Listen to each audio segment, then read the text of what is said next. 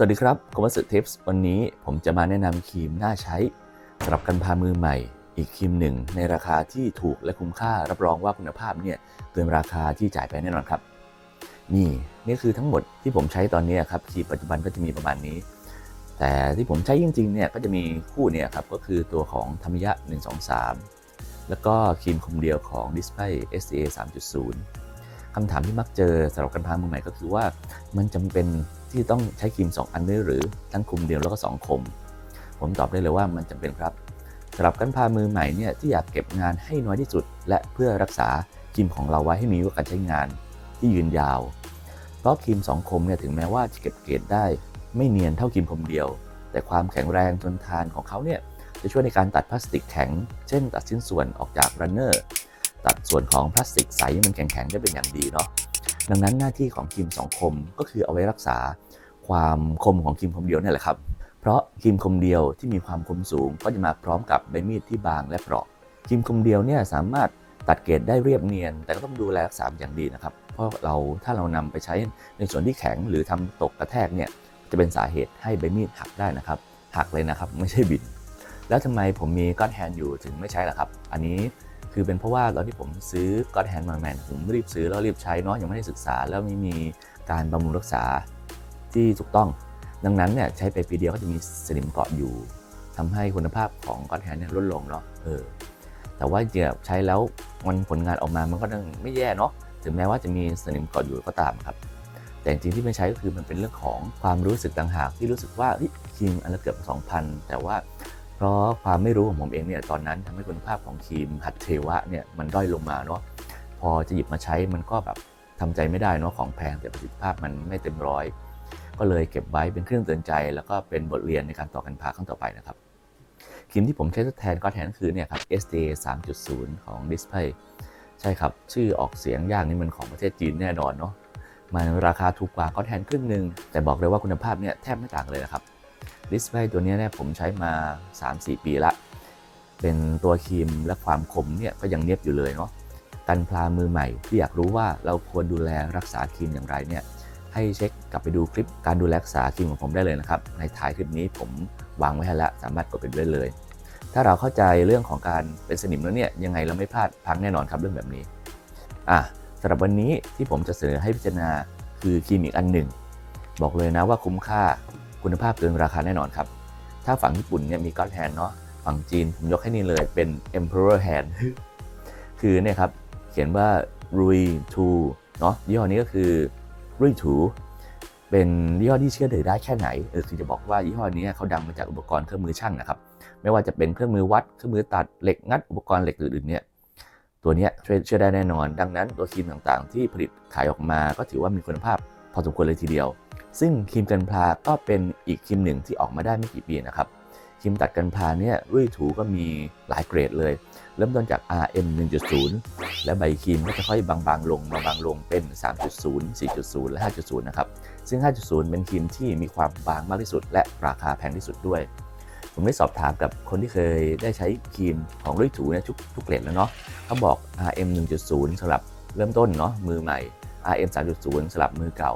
เป็นครีมที่คุ้มค่าที่สุดแล้วส่วน 4.0 5.0 เนี่ยจริงๆแล้วมันออกมาใช้แล้วเนี่ยผลงานแทบไม่ต่างกันเลยแต่ราคามันแพงอยู่เนาะ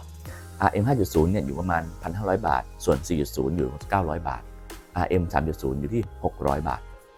เอาละมาถึงครีมที่ผมจะมาแนะนำในวันนี้เลยครับคุยมาซะยาวเลยไม่เข้าเรื่องสักทีก็คือรุ่ยถู RM 1.0 ราคาอยู่ที่ประมาณ 300-400 บาทอันนี้ผมซื้อมาได้ราคาไม่ถึง 300 บาทเนาะผมใช้ทางช่องทางของ AliExpress นะครับเรามาดูกันว่ามันคุ้มค่ายังไงครีมราคา 300 บาทเนี่ยครับบางคนเนี่ยที่ใช้ครีมคมเดียวอย่าง God Hand หรืออย่างDisplay ก็ตามเนี่ยแล้วมันไม่ประสบความสำเร็จในการตัดอย่างเช่นตัด100 ชิ้นเนี่ยออกมาโอเคแค่50 ชิ้นเท่านั้นผมมองว่าส่วนหนึ่งอาจจะเป็นเพราะวิธีจับครีมใช้งานของมือใหม่นั่นอาจจะทำให้แบบว่าผลงานที่มันออกมาแล้วเนี่ยมันไม่ได้เต็ม 100% ก็ได้เนาะคมวัสดุทิปส์คลิปต่อไปเนี่ยเราจะมาดูกันว่าเวลาผมจับครีมคมเดียวใช้งานเนี่ยมันจะเป็นยังไงเนาะแล้วผลที่ได้ออกมามันจะดีขนาดไหนเดี๋ยวค่อยลองดูกันนะครับสำหรับทิปในวันนี้เรามาดูกันเลยครับว่าเปรียบเทียบกันแล้วเนี่ยออกมาเป็นอย่างไรผมจะลองตัดเกรดบนชิ้นส่วนต่างๆของกันพา โดยในแบบวันนี้ก็คือตัวเนี่ยครับ PGU Perfect Grade Unrich RX782 เนาะบางชิ้นเนี่ยคือเกรดมันจะใหญ่กว่าของ1/144หรือ1/100แน่นอนนะครับดังนั้นมันจะเห็นชัดกว่าเนาะความคมของครีมที่ดีนั้นน่ะจะสามารถตัดเกรดให้เกิดแรงเฉือนจากคมมากกว่าแรงกดของครีมนะครับสังเกตง่ายๆคือตรงกลางเนี่ยจะไม่มีรอยขาวเนาะส่วนข้างๆจะมีร่องรอยของการกดเพียงแค่เล็กน้อยเท่านั้นอีกอย่างหนึ่งเนี่ยผมขอบอกเลยนะครับว่าการทดสอบวันนี้มันดูจะไม่เป็นธรรมกับแฟนๆของGod Handเท่าไหร่เนาะเพราะว่าสภาพGod Handตัวนี้มันใช้มา6ปีแล้วก็มีสนิมจับด้วยเนาะใครที่อยากดู God Hand ของผมที่ใหม่ถอดด้ามเนี่ยก็สามารถกดดูที่คลิปขวาบนจอขณะนี้เลยนะครับสำหรับการทดสอบตัดผ่านเลนส์หรือแบบเรามองผ่านตัวกล้องเพื่อทำการรีวิวเนี่ยมันทำให้ผมมีความรู้สึกว่าผลออกมามันทำให้มาตรฐานของผมมันต่ำมากครับคือมันตัดยากจริงๆผมเองนี่ก็ยังขัดใจอยู่เลยแต่มันก็เป็นข้อดีนะตรงที่ว่ามันทำให้เห็นร่องรอยของการตัดเกลี่ยชัดหน่อยเอาจริงๆนะตอนผมตัดปกติเนี่ยตรงหลังกล้องเนี่ยผมมีความรู้สึกว่า